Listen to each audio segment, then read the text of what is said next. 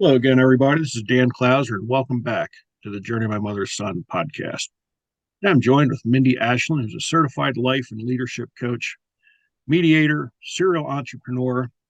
What she likes to call herself is a epiphany hunter and authentically ninja. We're going to dig into that a little bit during the conversation. But Mindy, thanks for joining me today.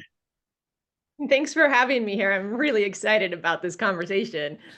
Absolutely. Before we get started, though, just introduce yourself. In your own words, who is Mindy today? Yeah, so as you said, my name is Mindy Aisling. I'm a life coach. I live in Bend, Oregon, and I've always been passionate about pursuing my best self and the next thing and problem solving. And so it was a real natural step for me to eventually sort of take on this work and help other people do the same.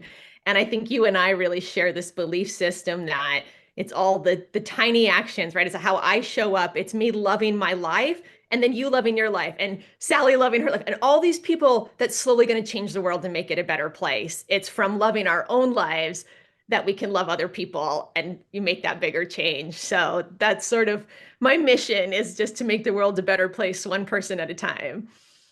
Yeah, I love that. And you know, kind of a common theme that comes up in a lot of my shows is creating that ripple effect. You just kind of throw that one pebble into the water, and whether it's positive or negative, like it's going to go out there and it's going to affect other people. And, I think we live in a world where, there's a lot of people throwing those, negative pebbles into the pond. So we need a lot more people out there to start throwing positive pebbles into the pond. So, tell me a little bit, how did you develop this, you know, this positive energy? I mean, because I guess in some ways, you could be born with it, but I think a lot of it is just learned over time, in my opinion. So, how did you really end up developing it to really turn it into a lifestyle? I think that you're right. I was born sort of with this natural curiosity, and I think curiosity lends itself to positivity. It's the closed mindedness that keeps us trapped. And then life has just dealt me a difficult hand, right? I had a difficult childhood. I experienced a lot of poverty. My first marriage was like a domestic violence marriage that I had to get out of and train myself out of. Then I was in this horrific car accident that left me in a hospital bed for 3 months. I was an executive director, you know about this, experienced burnout, and I had no idea what that road was like. Right. And so I've had all these challenges. And of course, during each one, I've had, the darkness when it settles in and it feels like it's not going to be any different. But then there always seems to be like this little flame that's like, no, that resilience, right? And it almost seems like a different part of me like wakes up and goes, no, we're gonna change this again. And every time I become a stronger version of myself. And I'm just so grateful for that sort of built-in human resilience and tenacity. And I see it in myself and I see it in other people. And it's really lucky because I think everybody can access that place and do things they never thought they could do before. Yeah, yeah, and I love that. And I know I was a guest on a podcast quite some time ago, and the last question the host asked me, he had asked me, "Is there anything, um, you know, throughout your life that you would go back and change?" And without hesitation, I said no, because it's all part of what made me who I am today. The good times, the bad times, the mountains, the valleys, the scars on my back, it all made me who I am today.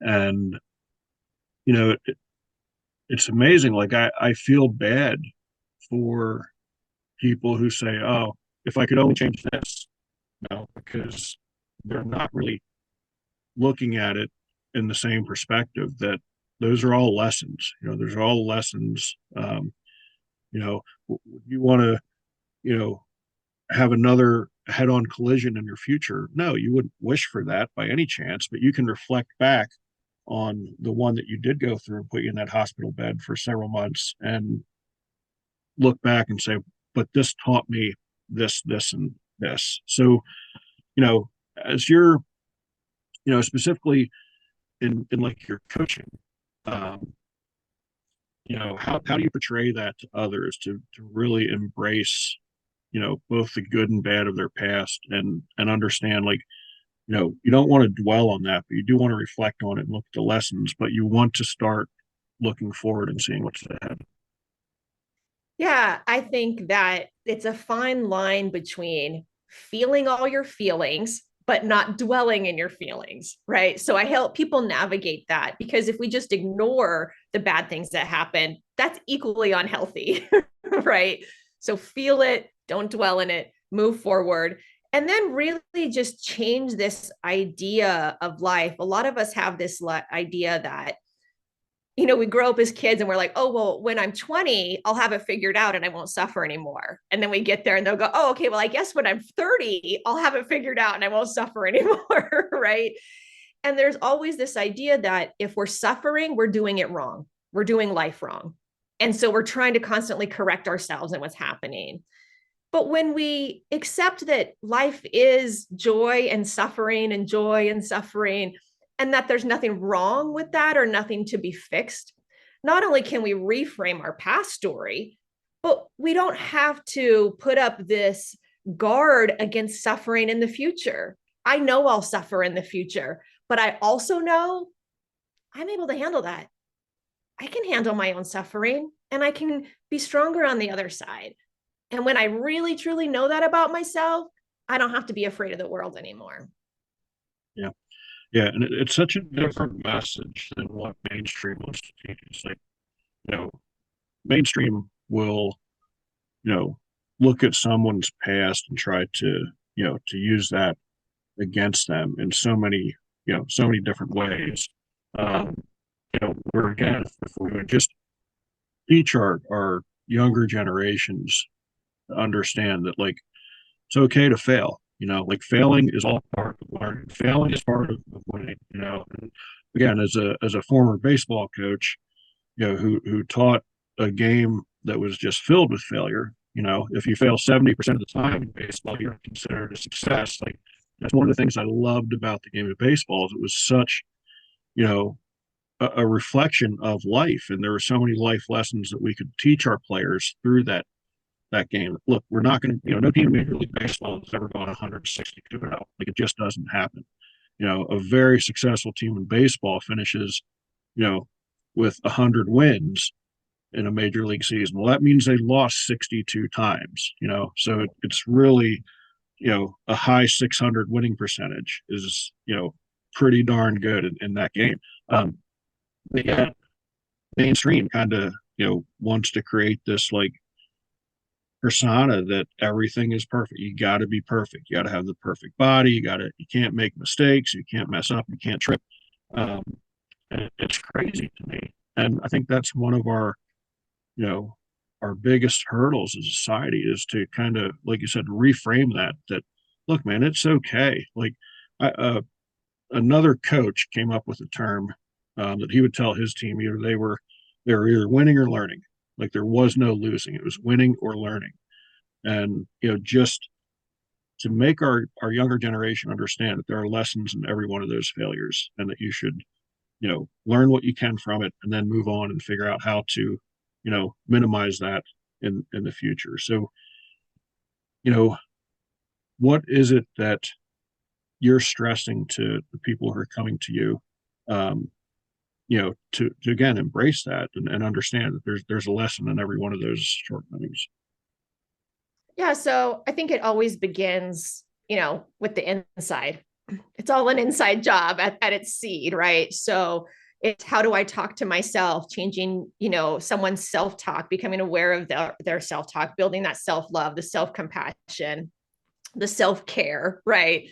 And then once they're well, part of changing the life narrative is going out and having really difficult conversations in your life, right? And changing the people you have relationships with or the terms of those relationships, creating healthy boundaries in your life.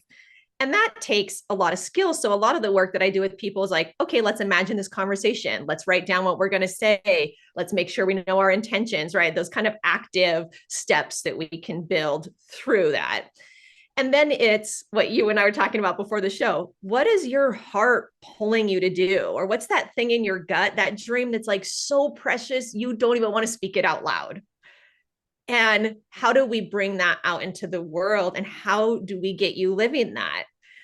And so not only is that in internal investigation and kind of like, looking at outdated belief systems about what's allowed, but it's also the courageous action steps that you're talking about, where we're like, okay, you need to go do this thing, and you might fail the first 10 times you do it. That's okay. I'm here for you. And having that support system as a client goes out into the world and begins to really, I like to say, like, engage in life as if it was their own, right? Yeah. We're so many of us are living this life as if it was somebody else's. Yeah. Yeah. And, you know, for you, it's one thing for you to overcome everything that you overcome, from the extreme poverty to the abusive relationship to the, dealing with the head-on collision. But what was it that made you want to get into coaching and essentially giving back and helping others to, you know, live their best life as well? Because again, it's one thing for us to come through it ourselves, and then it's a totally different schematic to then turn around and say, okay, I've made it through, and I want to help others. And I always think that that takes a very special person to want to do that. Yeah, I think that first it started with my own path of how does this work? Like, what's the fastest path to being able to grapple with life in a healthy way? And first, I investigated religion, both the religion of my childhood and then other world religions. Then I investigated all the woo woo stuff and like psychics and crystals. And I was like, no, that doesn't work. That doesn't work. Right. Just trying to find out, like, what's the process of really doing this thing, right? Going through life in this way where you're actively engaging with it. And when I found life coaching, it worked for me, right? It was practical steps, and it provided that support system and actionable steps, as well as some of that background stuff where you're looking at your belief systems and your thoughts and your spirit, what I would call spiritual stuff. And so after I found a tool that really worked for me, it was just the natural next step for me to say, hey, wait, guys, wait, I found something that works. Check this thing out. Because who likes to see suffering in the world, right? Most of us feel bad when we witness that. And I think that it's very natural to either want to relieve suffering or to, run away and be afraid of it and block ourselves from it or pretend it doesn't exist, because we all feel it when we see it and it doesn't feel good. Yeah.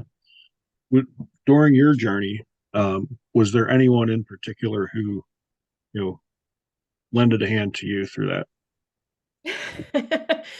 Yeah, and this is kind of a funny story. So I was going through a really bad time in my life. I was going through a divorce and a custody battle with my young son and just feeling completely trapped. And I was sitting on a bench in a park one day, and I happened to start talking to the guy next to me, and I told him everything I was doing. And I expected his response to be pity, like, oh, poor you, right? And that's, I guess, unconsciously, I might have even been fishing for that sort of acknowledgement. And he laughed and said, ha ha ha, why are you creating all that in your life? Which was kind of a mean thing to say, right? And I'm like, you're a jerk. Don't say that to people. But something about that question stayed with me. And so I started to investigate, wait a second, if I am creating my life, if I do have some control, if all this stuff's true, that your belief systems control your reality, what if that's true and I am creating some of this? What can I do to change that? And that totally, sort of, shifted my road and put me on a different path of investigating, do we have some power over our lives and can we change that? And I think the conclusion that I came to is that yes, we do. And also, there is this element of chaos in the world that we can't control, right? Bad things happen to good people. And so we can control as much as we can, and then we have to learn how to dance with that chaos that we can't control. Yeah, yeah, that's a great way to put it. I know, um, you know, another one of my friends would use a terminology that, you can control the controllables. There are things that happen that you can't control, but we can always control how we react to that. And it's okay. You know, I think the other thing that when, you know, people who are listening to this who may not buy into the same concept or are a little skeptical, um, often look at people like you and I who, as though like, oh, they're just out there and they think that everything is, rainbows and butterflies, and that's not the case. Like we have bad days as well, and it's just a different perspective of how we get through them. So, just to kind of, drive home to the listeners, like Mindy doesn't wake up every morning and just, you know, dancing on the clouds. And, like there's times where it's like, man, this sucks.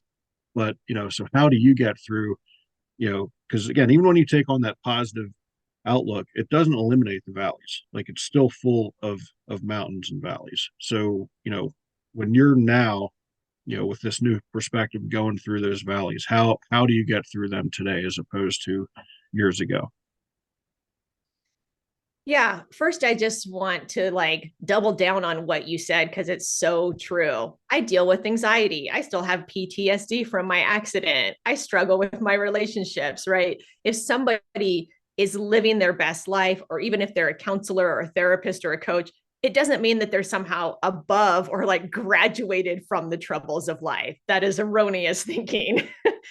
So I think number one thing that I do is I have softness with myself. So when I wake up and I feel emotionally bad, instead of beating myself up about it, I go, okay, I need a little softness today. I need to cancel one of my appointments.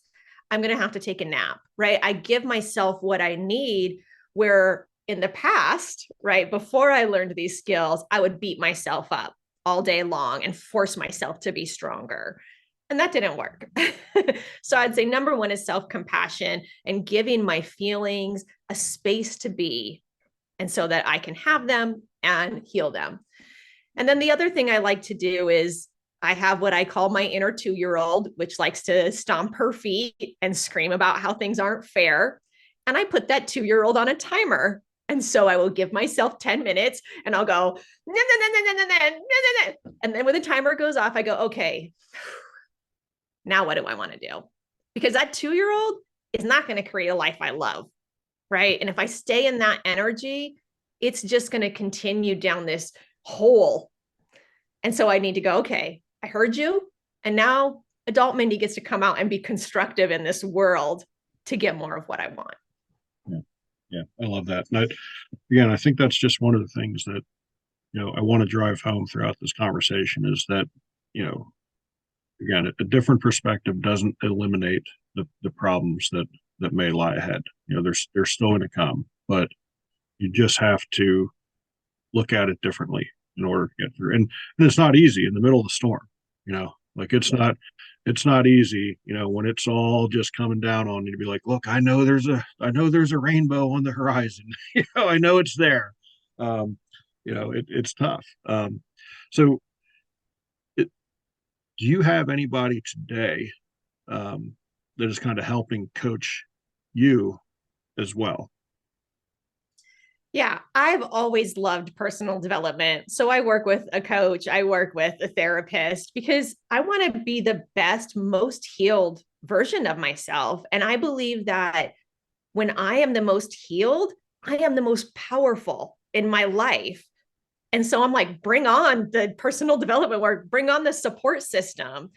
And so not only do I have professionals who help me on my journey, but I think another part of, this package that we're talking about of like learning how to engage with life more positively is your support system. So the friends that I have now versus when I first started, these people believe in me. They've got my back. My husband, he's got my back, right? I've had hard conversations with my parents to get to a place where we have open dialogue and I can show up as who I really am, right? And these things took time and investment, but I've built this support system around myself. And that's what allows me to continue my journey of being my best self. Yeah. Was it difficult for you to kind of once you got into a helper role to continue to seek help for yourself, or did that come pretty natural for you? That came really naturally for me. I think where I find that struggle is, nowadays, if you have a business, you're on social media pretty much. That's the way that you communicate with the world.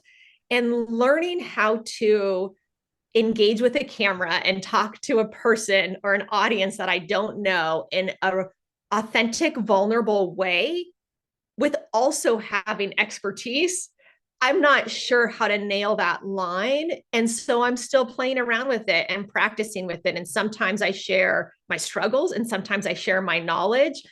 But I think that is sort of where I see that struggle come up for me is learning how to communicate on social media with a larger audience in a vulnerable, really authentic way. Yeah, social media is definitely one of those kind of necessary evils, because it is somewhat awkward. Again, when you're talking and there's kind of this voice in your head that, no one's listening, like, why are you doing this? You're talking to a camera, you're talking to a phone, whatever the case is. And even with, doing this podcast, there's times where you put it out there, you upload it to the world and, you wonder, okay, is anybody actually listening to this? You see the downloads and all that sort of stuff, but there's still all those questions. So, yeah, I can definitely understand that constant, you know, tightrope of a struggle as to, you know, keeping it balanced with the social media for sure. So, but and I think, it's important, for people listening to this conversation to again understand that even, you know, we never reach that plateau, so to speak. Like it's always a constant journey, So we're always learning more about ourselves. I'll just go back to my baseball coaching days. I mean, I was always constantly going to coaches clinics and stuff like that, and continuing to educate myself. And I'd have much younger coaches many times say to me, well, why are you going to coaching clinic? You've been coaching for 20 years, you've been coaching for 25 years. And it's like, well, because you never know it all. Like I think if you reach that point where you think you've learned it all, like that's a big problem at that point, because you just don't. So I think that's the big thing that people need to understand is that it's always a journey. It's always a growth process of, you know, trying to figure this thing out and not being ashamed to ask for help. I going back to my mom. I mean, I remember one time I'd asked her about why she was always the first one to lend a hand, always the first one to volunteer. She was out there with hurricane relief efforts and ground zero and all that sort of stuff. And she just plainly said, look, there are a lot of people who helped me throughout my life. So me, now it's payback time. It's time for me to pay them back, and I may not be able to pay this back directly, but I can pay someone else back, and kind of goes back to that ripple effect that we talked about earlier. And I think that's why it's so important because you never know when you help someone else how that's going to affect the greater picture. So, you know, how do you kind of put all that into perspective, knowing that it's just this constant circle? I mean, what knowledge that you're gaining from someone else, you're then going to give to someone else, and it's just this constant circle, this constant ripple effect. I mean, how do you put that into your own perspective? Yeah, I love what you just said. And I want to say, I think you hit the nail on the head is that when we stop thinking we're going to arrive somewhere, that's when we can learn how to engage with the journey. And then more joy exists in life. So beautifully said. So great. And I think for me, what I realized is it all begins with what I call the power of one in my mind is that if I am giving to all these relief efforts or volunteering, but I'm fighting with my kids and I'm mean to the lady who checks out my groceries at the grocery store, then I'm missing the point, right? Because it starts in my daily actions. It's how I talk to myself. It's how I talk to my family. Then it's how I talk with all the other humans who are in my world. Then it's how I give to the greater earth by volunteering or, giving money to causes and stuff. But I think a lot of times we skip this power of one and we think that the way we show up in life every day doesn't really matter. It doesn't really matter if we're snide with our coworker. It doesn't really matter if we're degrading to our boss. It doesn't really matter if we ignore our cashier. And that nothing could be further than the truth. It all matters. All those tiny steps are what create the world that we live in. And so I think I'm always going back to that power of one with myself and when I work with my clients. And that's exactly what you were saying with the stone and the ripple effect. Yeah. Yeah. And it is, it really does come down to a power of one. And I don't know that, you know, every day, that people really understand how powerful that is, how powerful that power of one is, and how you can just, again, just by being nice to that cashier, just by telling her to have a nice day or him to have a nice day, um, just change it. They could be having the most horrible day, and just that little positive interaction can just send the rest of their day in a completely different direction. So it is something to really, take in. Are there any, like, kind of, you know I don't know that tricks is the right word, but, like, what are some of the things that kind of help you um, keep that perspective of understanding how important all those little things come together? One of the things that really had a big impact on me was David Sedaris. I don't know if you know who that is. He's an author. He did a master class that I watched where he talked about how for him, he engages in the world as if it's all material for his books. So when he's at the grocery store, instead of saying, "Hey, how you doing?" or just standing there on his phone, he'll be like, "Tell me your craziest story with a wild animal."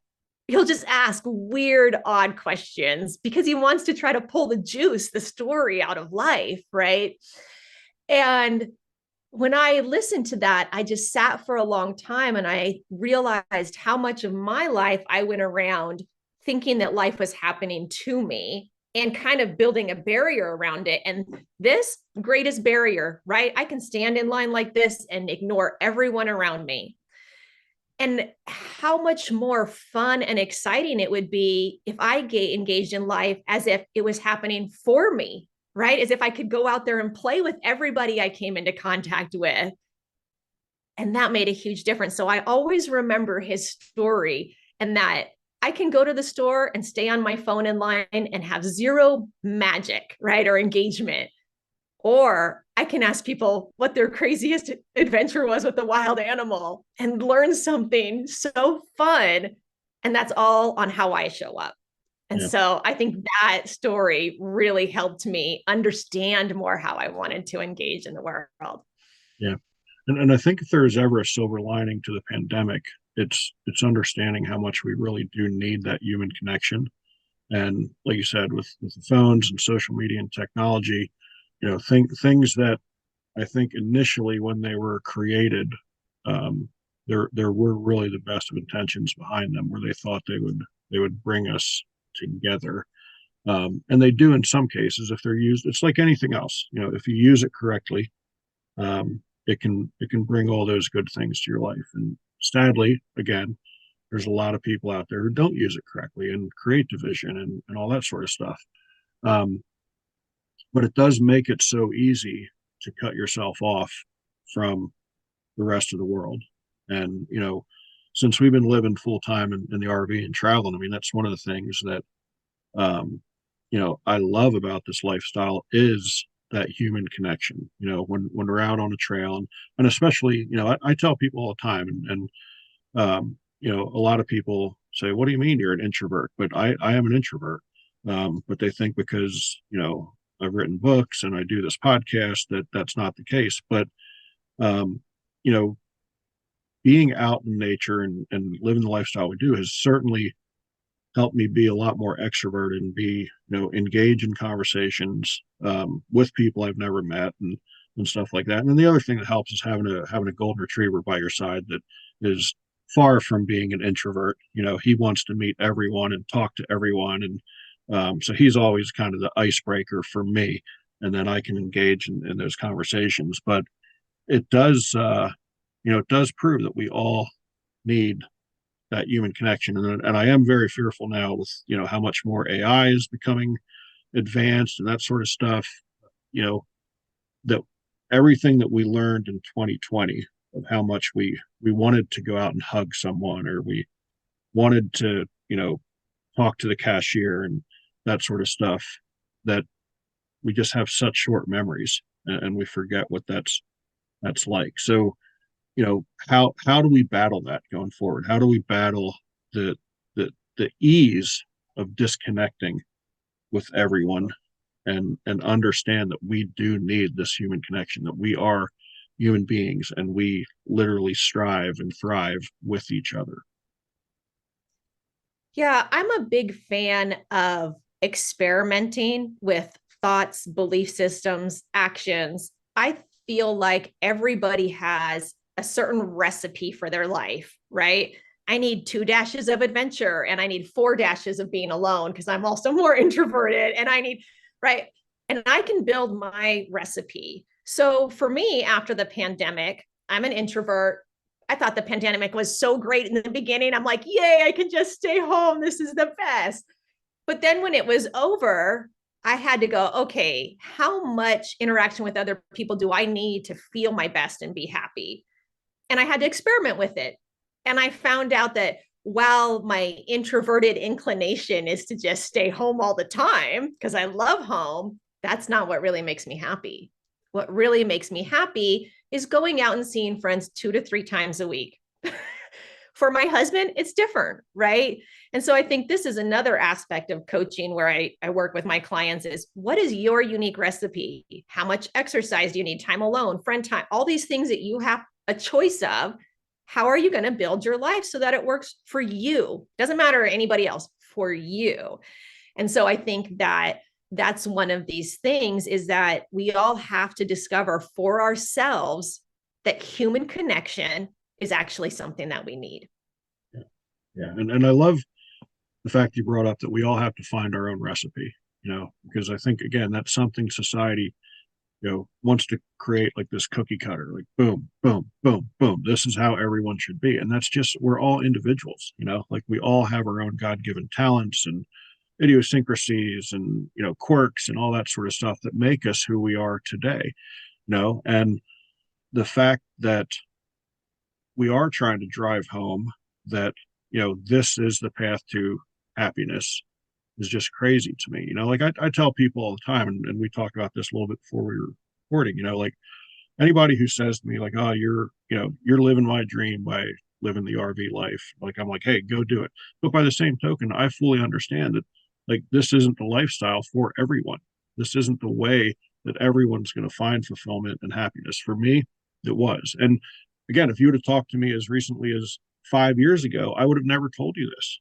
I would have never thought, like, this was always my mom's story, and I love telling that story to other people, but never in my life did I expect it to be my story. As a matter of fact, I had a conversation with my one cousin shortly before we decided to do this, where she actually said to me, I can see you doing what your mom did someday. And I looked at her and I'm like, you're crazy. And whether that kind of planted the seed, and I started thinking about it more, I don't know. But nonetheless, like, I just dismissed it. I'm like, you're out of your mind. Like, that's just not my lifestyle. I'm doing too much good in the position I'm doing, working with this nonprofit and working with kids. It's my life's service.